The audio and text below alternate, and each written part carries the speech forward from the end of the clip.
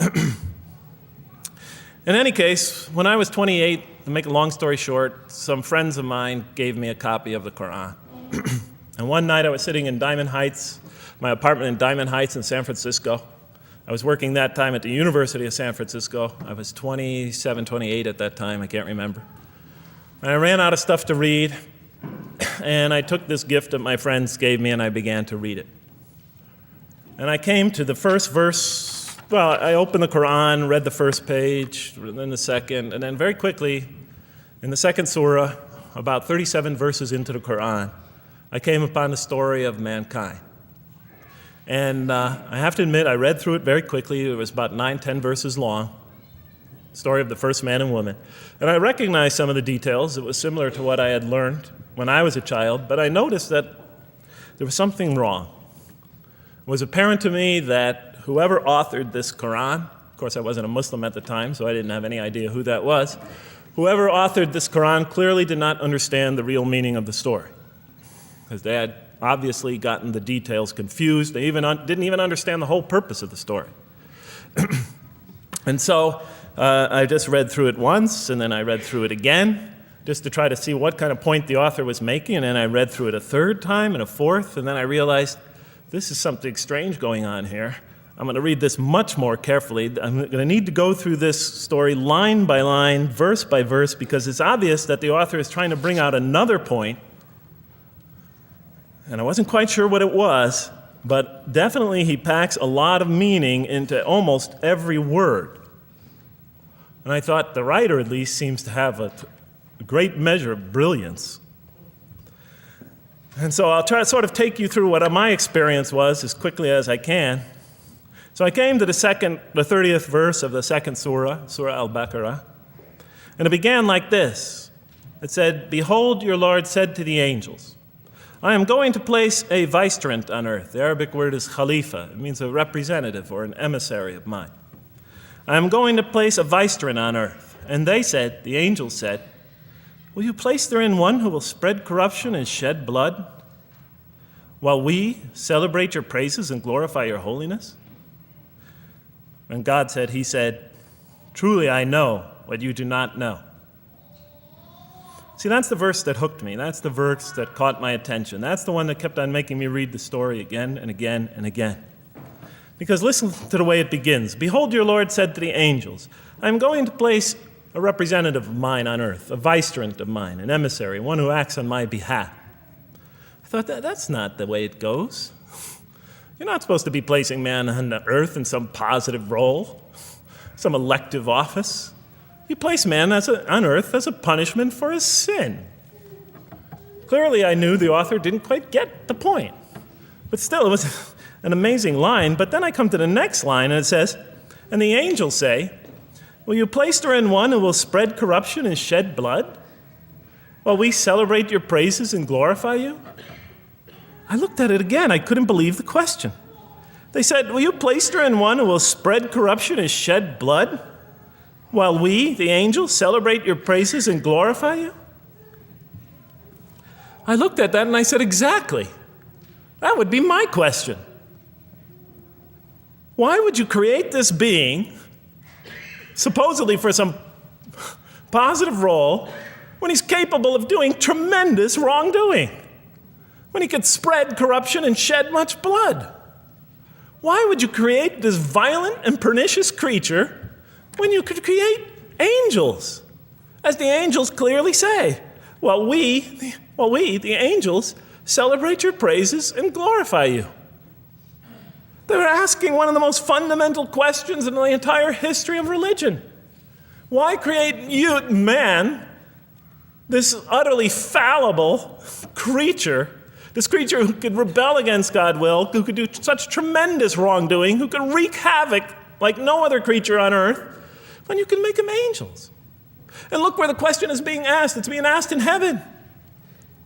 It's almost like saying, look, why don't you just make them angels and be up here in heaven with us, Why don't you just make them angels, pop them into heaven, he's fine. Why would you put him on earth where he could feel distant from you, where he could work out his worst criminal tendencies, act them out, feeling somehow independent and apart from you and free to do whatever he wants? when you could just make them angels and put them into heaven and make them perfectly submissive to your will? I looked at that question and said, that's my question. I'm not even a single verse into the story of mankind, and there before me I see my question. That whole question, everything that I ever thought, everything that I ever experienced, everything that I ever knew was in that question. It was as if the author took my life and wanted to pick out exactly the right question to humiliate me, to provoke me, to anger me. Why create man, this most destructive and violent creature, when you could make them angels?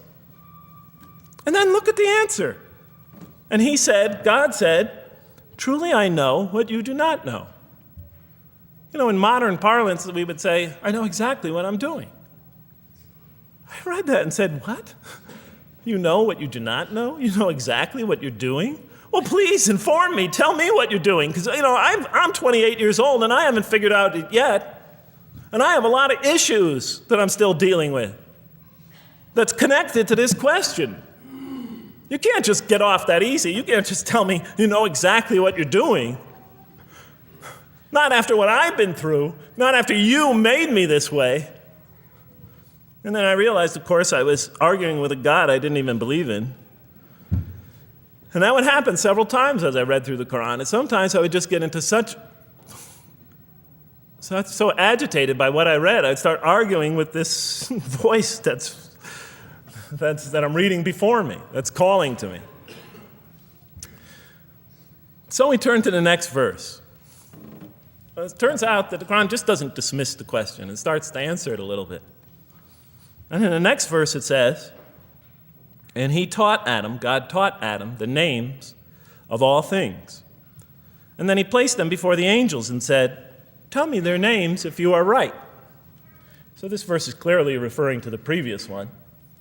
But notice what it says. Now, from my own background, I remember Adam naming things, but it wasn't connected to any answer to any philosophical question. But here, notice what it says. And he taught Adam the names of all things. And I realized already, just from the first verse, you got to read these verses very carefully because it's packed with a lot of symbolism and meaning. And he taught Adam the names of all things. So here we see Adam is not only just a creature who knows how to name things, who's acquiring the gift of language, but he's also a learning creature. God is teaching him. Now right here, right in this verse, and it'll come even clearer in the subsequent verses, that the very first thing that the Quran is going to emphasize here is man's intellect. He is a learning creature. He is taught. And what is he taught? What is one of the great intellectual gifts he's given in response to the angel's question? The gift of language. Because through language, mankind can not only learn, but he could learn things not only through his own experience, but he could learn things that other people have experienced of times and places that are hundreds, thousands of years and miles separated from him. And so that all our knowledge becomes cumulative. Every generation learning from the generation before it. I'm learning today from authors I read from other sides of the world that may have existed 2,000 years ago. And so we all contribute to our collective learning and knowledge. And so what I'll see later in the Quran, when the Quran will emphasize this again and again and again. Like in one verse it says, read in the name of your Lord who created a man out of a tiny creature that clings. Read, it commands the reader. For your Lord is most bountiful. Why is he most bountiful? What great gift did he give you? For he taught man the use of the pen, and through it taught him what he otherwise could not know. And time again, the Quran will call upon man to use his intellectual faculties and swear by his intellectual faculties and to use them correctly because they play a fundamental role in guiding him to truth. I never came upon a scripture that puts so much emphasis on the correct use of our intellectual faculties, on the harnessing of reason in helping us attain to faith. And he taught Adam the names of all things. And then he placed them before the angels and said, tell me their names if you are right. Okay, you have this you have this natural question about this creation of mankind. Here, this mankind is this human being, this human creature is a learning creature.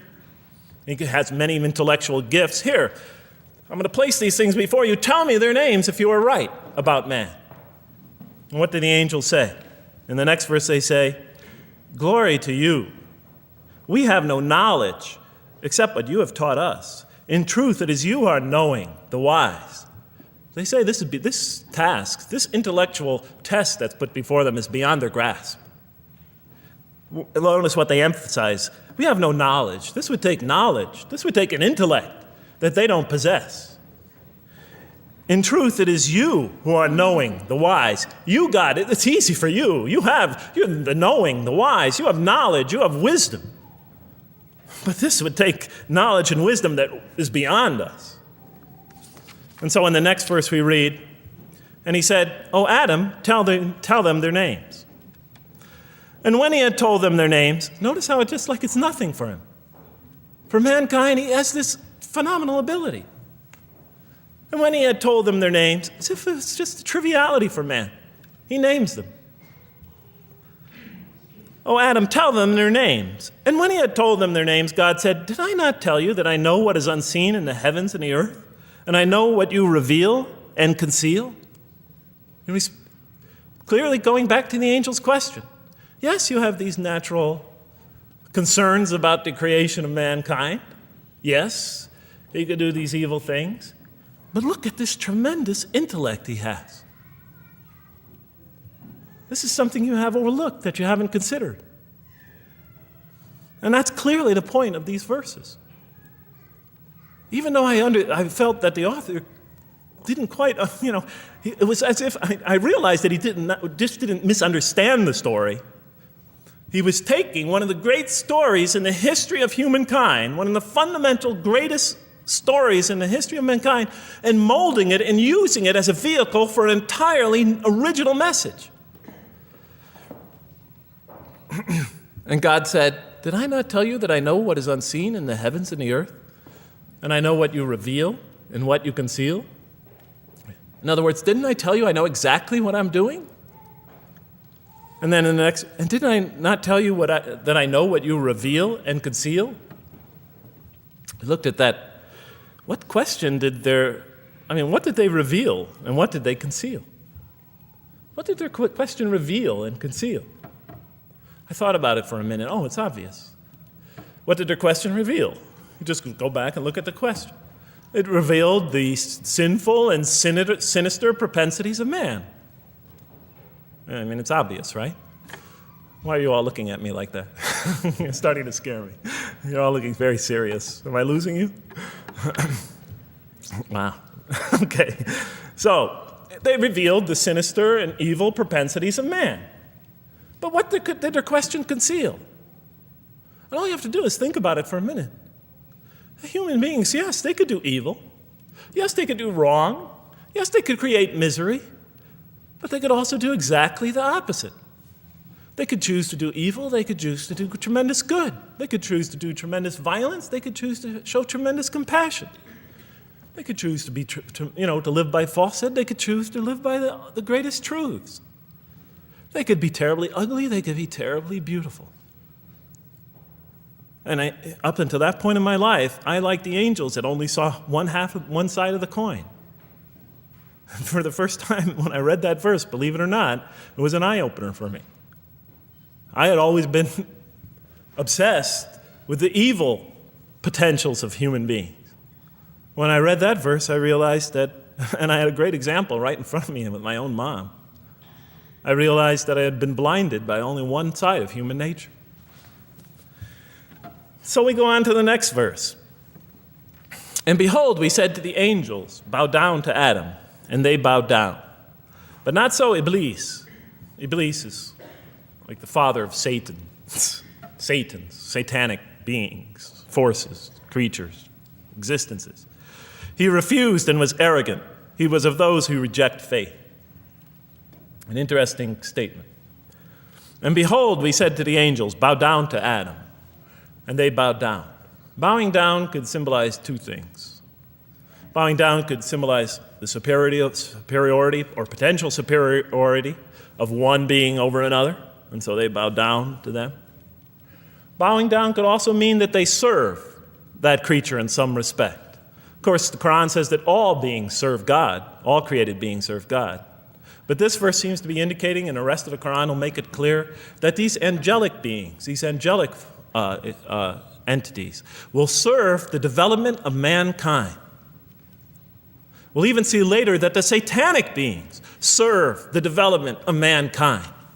Both forces, angelic and satanic, will serve the development of mankind. Because one will present man with a choice to do the most altruistic things. The other will simultaneously try to influence man in the opposite direction. And so human beings will be moral creatures and will have to make moral decisions. And it's in those moral decisions that they will grow spiritually and morally as human beings. And they'll take that into the next life. And the angelic and the satanic forces will be catalysts for those moral choices that they make. They will heighten the human being's awareness of the rightfulness and the wrongfulness of the choice he's about to make. And the self, the soul, the nafs, as they say in Arabic, will have to make the ultimate choice between good and evil. And that choice, that test will come again and again and again as human beings either grow or decline. And those tests will come again and again and again to try to help him towards his spiritual evolution, to bring him back, but that choice is ultimately ours. But I'm getting ahead of myself. And so we said to the angels, bow down to Adam, and they bowed down. But not so Iblis. Iblis is Satan, this rebellious force, this evil prompter, the one who whispers into the human heart. He comes into being. And with the introduction of Satan, we have the introduction of evil, that evil influences on human beings. And notice why Iblis does not bow down. He refuses because he was arrogant. You know, we often hear what's the root of all evil? In the West, it's always money, greed, etc. Here the Quran seems to be saying that the root of all evil is not always material wants. It's not always money, it's not always greed. At the heart of evil is arrogance, putting yourself above all others, of assigning to yourself special priority and neglecting the rights of others, of pride and arrogance and envy, the source of evil. He was of those who reject faith. I looked at that verse and I said, okay, I get why you would create angels to sort of influence man in a positive direction. But why in this story now are you introducing Satan? What sort of role was Satan play? And then, of course, you just think about it for a minute and you say, yes. The story is telling us that on one hand, we have these magnanimous urgings come from one direction. On the other hand, we have these satanic urgings coming from another direction. In other words, the Quran is telling us that man is not only a learning creature, but he's a moral creature. He has understanding of right and wrong. And God infuses those, allows those influences to come to him. Man is not only an intelligent being, but a moral being. And we said in the next verse, O Adam, dwell you and your spouse in the garden, and eat freely thereof what you wish, and eat freely thereof what you wish. But come not near this tree, for then you will be among the wrongdoers. I looked at this verse and I was, starting to wonder if the author was drifting back to the old story again. I was confused. And we said, O Adam, dwell you and your spouse in the garden, and eat freely thereof what you wish, but come not near this tree, for you will be among the wrongdoers. I thought it was drifting back to the old story. Man sins, man's punished for his sins with earthly life. Maybe the author is drifting, he had a good idea, and now he's drifting back to the sort of traditional story. Maybe he couldn't make his mind up what story he wanted. Except for a couple things about this verse, and this happened with almost every verse as I read through it, is that the whole tenor of the passage is sort of not what you would expect. I noticed that the Quran in this story has a tremendous penchant for understating things. Because it says, and said to Adam, dwell you and your spouse in the garden, and eat freely thereof what you wish, to Adam and his spouse. But come not near this tree, for you will be among the wrongdoers. There's no sense of God being threatened by the possibility of man eating from the tree. In this story, we don't see in this verse, we don't see that God is nervous at the prospect, that he's threatened by the prospect, that he's anxious about it. The tree that he picks, it seems like he's just picking out any tree. Nothing special about the tree. go not near this tree, for you will be among the wrongdoers. Satan will later come to him and tell him it's the tree of eternal life, of a kingdom that never decays. Turns out to be a complete falsehood in his part. Nothing special about the tree. It's just a tree. God's not nervous at the prospect at all. You know, in the tradition that I came from, God is threatened by the prospect. He has to put an angel with a fiery sword by to protect the tree so that mankind never goes next to it again. I'm not putting it down. I'm just pointing out the difference of the story. They're both beautifully told. But he has to guard the tree. Why? Because if they eat from it, they'll become gods like us. This man, he already has a rebellious nature. Can you imagine if he eats from this tree? No, can't let him get near that tree. But here, just, calmly says, but if you do, you'll be among the wrongdoers. God is not worried about himself. It's just warning man, making it clear that if you do this, you've committed a wrongful deed.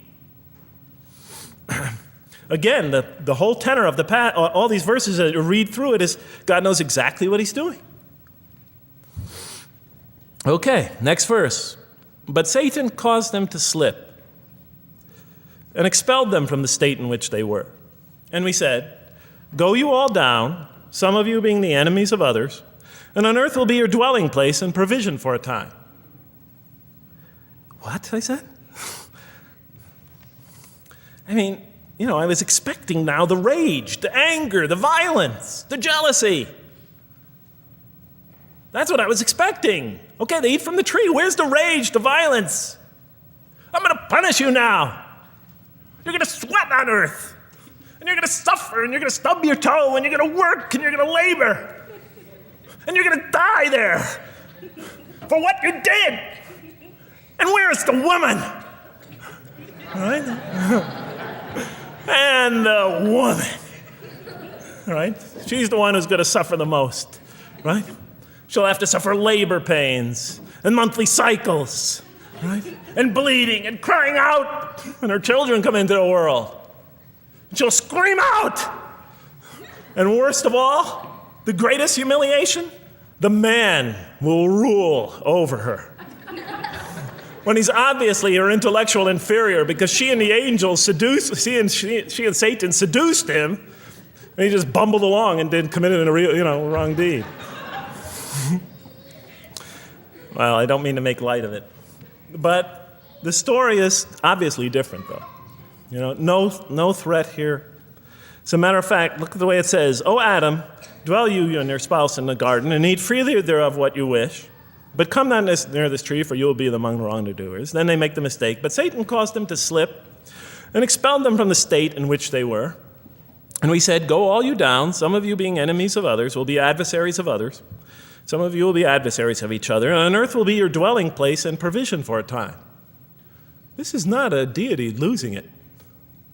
If you look at it, on earth will be your dwelling place and provision for a time. That's not the words of a God that has got lost, that is really extremely upset. On earth will be your dwelling place and provision for a time. But notice something else about this verse. When you read these verses for the first time, I don't know, maybe I'm nuts, and many people think I am. But when you read these verses for the first time, this is just so much that catches your attention. But Satan caused them to slip. I remember, I couldn't get that verse those words out of my head. Satan caused them to slip? To slip? The greatest sin in the history of the human race, and it's called a slip? In my culture, slip means, you just momentarily, for a fraction of a second, you lose your focus. It's not a big deal. My Uncle Bob used to always say to me, Jeff, I'm sorry I'm 5 minutes late, I slipped up. The understanding is it's no big deal. It's just a slip. That's what we say when we make a minor mistake. I slipped up. Don't worry about it. Never happen again. A slip, I said? Momentary loss of focus? The greatest sin in the history of humanity? Why we're all here? Why we're all suffering? Why we experience death? A slip? I didn't believe it. I went to my Arabian friends at that time. I didn't know any Arabic. I came to this verse. We went through it line by line. I said, now don't change any words. Just read them one at a time. But Satan made them, and I said, okay, this one right here. What does it mean? Tell me what that means. They looked at it, it says, slip. Slip.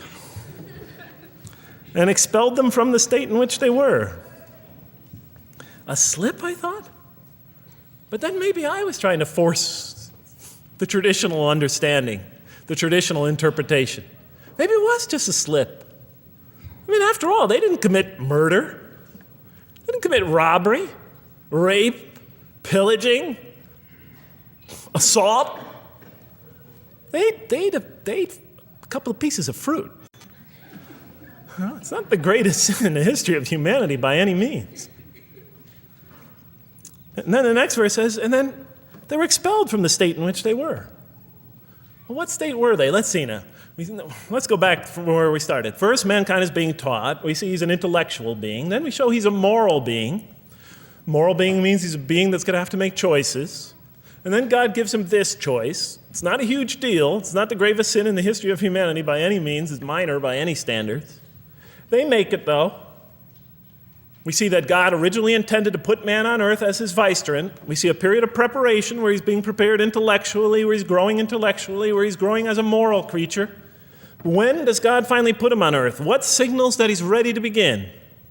He makes his first independent choice. It's not the worst deed in the history of humanity.